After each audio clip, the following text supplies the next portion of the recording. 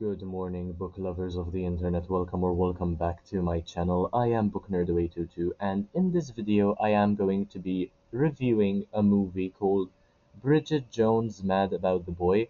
And boy, can I tell you, this genre definitely isn't for me. I rated this one and a half out of 5 stars, and the movie, as far as I know, was about 2 hours and 15 minutes long, but it easily felt as though it took me 5 hours to watch the whole thing, so yesterday I had the pleasure of watching this movie at the cinema with some friends of mine because, yes, I now have friends, and I also had the pleasure of making snide remarks every few minutes, which were quite easily 10 times funnier than the movie itself. I can say that with a lot of confidence, and my friends were laughing quite hard. I mean, I wasn't really causing a distraction, I was just making the movie better. I can't believe I spent €9 to put myself through this. I mean, I don't think I would ever do that again.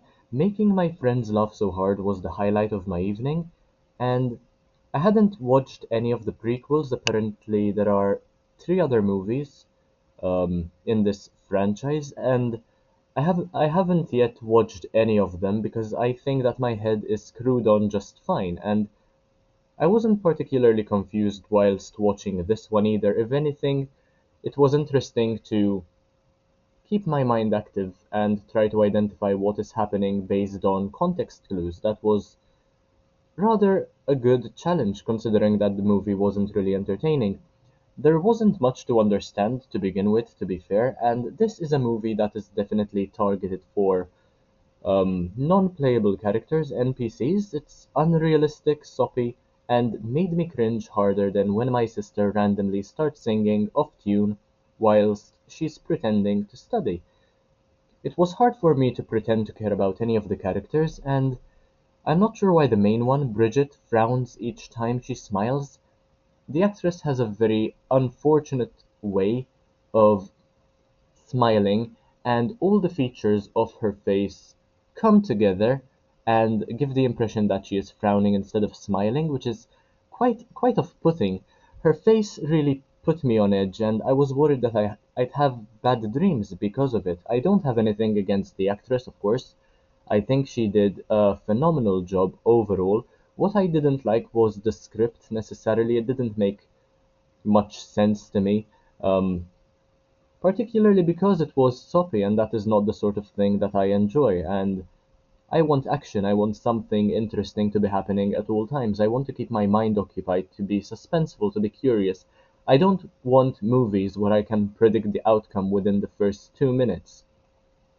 To be fair, there was a moment when um, she fell on her face and her wrinkles did seem to iron out, and perhaps it was the lighting, perhaps it was some um, editing going on, but she did look rather better after she fell on her face.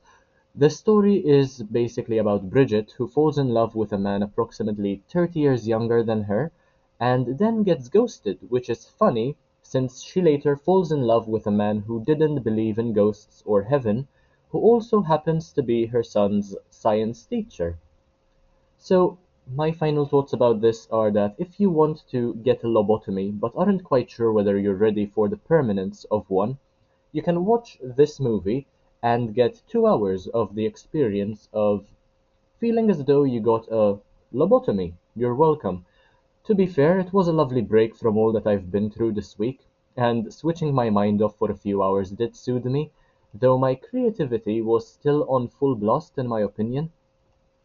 If you know me, I also have a TikTok account where I make content making fun of anything and everything, and I took the opportunity to do the same with this movie, so if I even recorded myself, I would have had approximately 150 TikToks to post, but I wasn't recording myself because that is apparently not allowed during movies at the cinema.